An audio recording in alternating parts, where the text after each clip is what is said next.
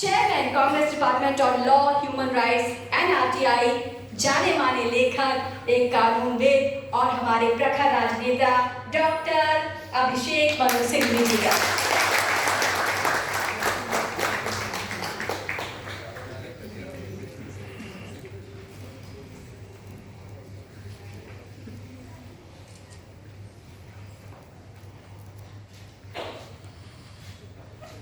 मंच पे विराजमान सभी वरिष्ठ और विशिष्ट मेरे कई मित्र, अलग अलग नाम नहीं लूँगा, लेकिन देश के विभिन्न विभागों से, हिस्सों से,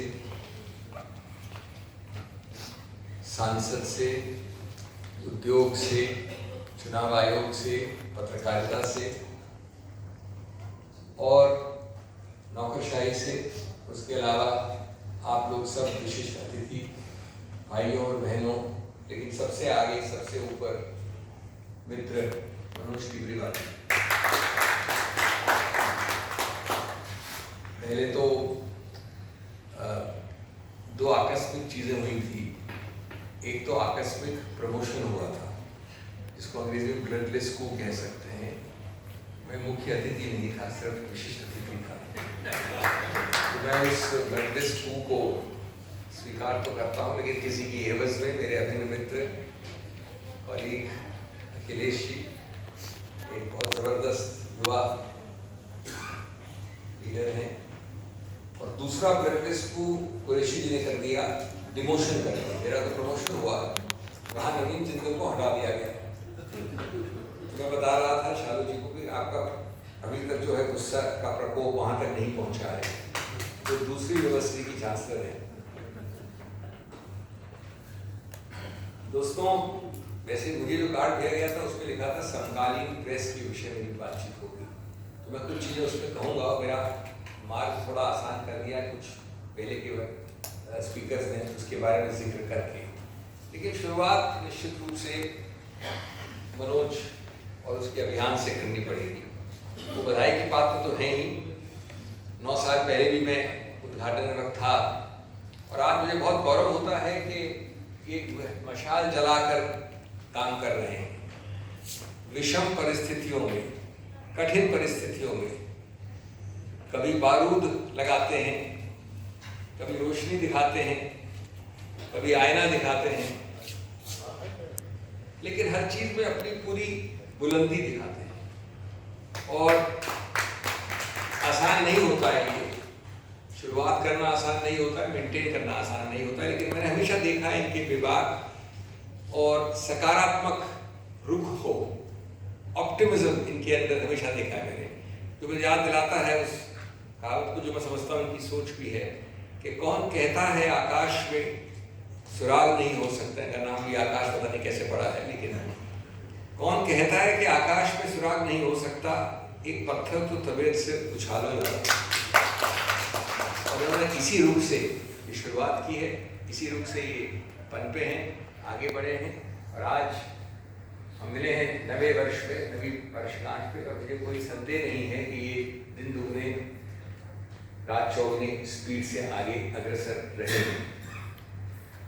दोस्तों, दूसरा पहलू मैं समझता हूं कि प्रेस को, जब हम प्रेस के बारे में बात करते हैं और समकालीन प्रेस की स्थिति के बारे में बात करते हैं, तो हमेशा याद रखना चाहिए कि जितना खतरा या जितना डर पैदा प्रेस को बाहर से हो सकता है, जो आप समझते हैं सरकार या सेंसरशिप या और कई तौर तरीकों से, उससे कहीं ज्यादा, और उसको हम देख रहे हैं, आंतरिक होता है। प्रेस को अगर सबसे ज्यादा भय होना चाहिए तो उसको प्रेस के कई ऐसे अंगों द्वारा, जो मैं समझता हूं आज प्रेस कहलाने के योग्य नहीं रहे। किसी ने अभी गोदी मीडिया का इस्तेमाल किया था शब्द का, लेकिन इस और ये हमारे संविधान की बात नहीं है, गणतंत्र की बात नहीं है, लोकतंत्र की बात नहीं है, इतने जबरदस्त मानव अधिकार व्यापक की बात नहीं है, एक बहुत डायनेमिक न्यायपालिका की बात नहीं है। ये बुनियादी रूप से बात है महत्वाकांक्षा की, कभी महत्वाकांक्षा की, कभी लालच की, कभी भय की। और अगर ये चीजें प्रेस में आ जाए, फोर्थ स्तंभ में आ जाए, तो हम उसको स्तंभ का एक जो दर्जा देते हैं, क्योंकि कानून में बनाई गई किताब तो उसमें 3 स्तंभ माने गए, न्यायपालिका, कार्यपालिका, विधायिका। ये चौथा स्तंभ बना इसलिए अपने आप, संविधान द्वारा नहीं बना। आपको आश्चर्य होगा, आज तक हमारे संविधान में प्रेस नामक शब्द नहीं है स्वतंत्र अभिव्यक्ति वाले अनुच्छेद में, लेकिन इसलिए दिया गया क्योंकि ये स्तंभ है वास्तव में। तो अगर आपके स्तंभ के आंतरिक अंग ऐसा सोचेंगे, ऐसा करेंगे, तो देश के लिए दुर्भाग्य होगा, क्योंकि एक स्तंभ कमजोर हो जाएगा। वही बात है कि मनसब तो हमें भी मिल सकते थे, मनसब तो हमें भी मिल सकते थे, लेकिन शर्त हुजूरी थी। लेकिन शर्त हुजूरी थी, ये शर्त हमें मंजूर न थी, बस इतनी सी मजबूरी थी। जब तक आप ये मशाल और ये जिम्मेवारी लेके नहीं चलेंगे पत्रकारिता में, तब तक आपको चौथे स्तंभ कहलाने का, उपाधि पाने का हक नहीं है। मुझे याद आता है कई बार जो मैं प्रेस के बारे में आजकल कहानियां सुनता हूँ, और गोदी मीडिया वो शब्द आया शेरलॉक होम्स से। शेरलॉक होम्स ने कहा कि जब वो किसी चीज को तहकीकात करने गया तो उसने कहा तो ये सब यहाँ वॉचडॉग थे, तो वॉटसन ने कहा कि नहीं ये तो लैपडॉग थे, लैपटॉप भौंका नहीं करते। वहीं से ये गोदी मीडिया का शब्द आया है। मुझे याद आता है अडवाणी जी ने इमरजेंसी में कहा था कि when people are asked to bend they crawl। बहुत हद तक वो बात इमरजेंसी के बाद भी लागू होती है, समकालीन रूप से भी लागू होती है, कई ऐसे वर्गों और अंगों को भी लागू होती है जिनको आवश्यकता है ना बेंड करने की, लेकिन वो क्रॉल करने के लिए तैयार है।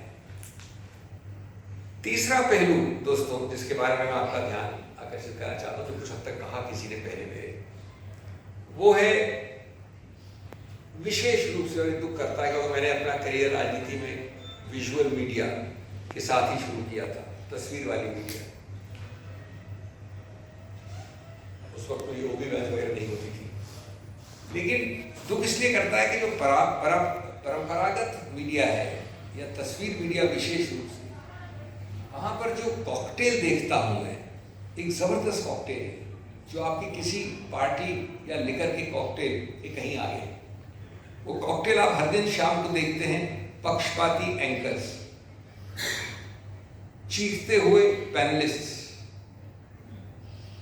पहले से चुने हुए प्रतिभागी जो बुलाए जाते हैं इस कारण से कि कितनी गाली एक तरफ से एक तरफा दे सकें आप, एक तरफा मत रखने वाले लोग। तो ये कॉकटेल चलता है हर दिन, और इसलिए अभी तक मैं समझता हूँ आंशिक रूप से जो प्रिंट मीडिया में गिरावट हुई है वो कम हुई है विजुअल मीडिया से। लेकिन विजुअल मीडिया कहाँ, आज हमारे यहाँ 400 कितने मिलियन, 500 मिलियन लोग देखते हैं, कितने हजारों चैनल, उनकी हालत क्या हुई हमको सोचना चाहिए हमको, यानी मीडिया को आत्मचिंतन करना चाहिए। भारी आवश्यकता नहीं कि कहाँ से कहाँ इस कॉकटेल ने आपको पहुंचा दिया है। मेरा चौथा बिंदु, ये सब आधारित है एक बहुत बड़े फ्रॉड पे। ये जितना भी कॉकटेल है और जितनी चीजें हैं बहुत बड़े फ्रॉड पे आधारित है, और मैं विशेष रूप से विजुअल मीडिया की बात कर रहा हूँ। वो फ्रॉड है, वो धोखा है, 3 लेटर्स TRP। ये TRP का जो धोखा है ये ऐसा जबरदस्त धोखा है कि आप समझ सकते हैं कि इस देश के 140 करोड़ मान लीजिए, 130 करोड़ मान लीजिए, 150 करोड़ मान लीजिए लोगों की मंशा आप जानने का प्रयत्न करते हैं लगभग 35,000 से 40,000 या 45,000 मीटर द्वारा। तो मैं तो 20 साल पहले कहा था कि इसके लिए तो एक लघु चित्र, नोबेल प्राइज फॉर लघु चित्र, नोबेल प्राइज फॉर मिनिचराइजेशन मिलना चाहिए, कि आप निश्चित करते हैं मंशा देखने वालों की इन 35 से 45,000 मीटर। वो एक अलग कहानी है, मैं जानता हूँ उसके बारे में, कहाँ लगाए जाते हैं, किस समय लगाए जाते हैं, कैसे लगाए जाते हैं, कैसे चुने जाते हैं, वो एक लंबी कहानी है। लेकिन उसके आधार पर TRP निश्चित होता है, ये सिर्फ पूरी बात नहीं है। बात यह है कि उसके आधार पर इश्तिहार निश्चित होते हैं, और इश्तिहार के आधार पर सामग्री निश्चित होती है। सामग्री यानी कंटेंट। तो आपको क्या परोसा जाता है वो निश्चित करता है इश्तिहार वाला। और इश्तिहार वाला बेचारा वही करता है जो टीआरपी कहता है, और टीआरपी कहता है कि 150 करोड़ के देश में 35,000 या 40,000 मीटर निश्चित करेंगे कि किसको क्या पसंद है, और पसंद क्या है, वो कॉकटेल, वो चीखना, वो पक्षपाती, वही एक तरफा प्रश्नावली। मेरा 5वां बिंदु है कि इसी कारण से आज सबसे ज्यादा अगर सार्थकता है तो जिसको आप सामाजिक मीडिया कहते हैं, इस कारण से हुई। जब मैंने शुरू किया था ये खेल तब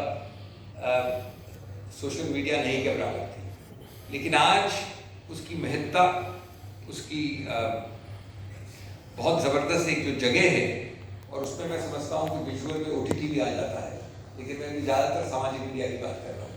इस एंटरटेनमेंट के सेक्टर में ओटीटी भी आ गया है। वो इसीलिए है क्योंकि वो अभी तक तुलनात्मक रूप से निर्भीक है, विवाद है, स्वतंत्र है। जो परंपरागत मीडिया चाहे प्रिंट हो चाहे विजुअल हो, और विजुअल प्रिंट से कहीं ज्यादा नहीं रहा है। हम उसको फॉर ग्रांटेड लेते हैं, ये जान के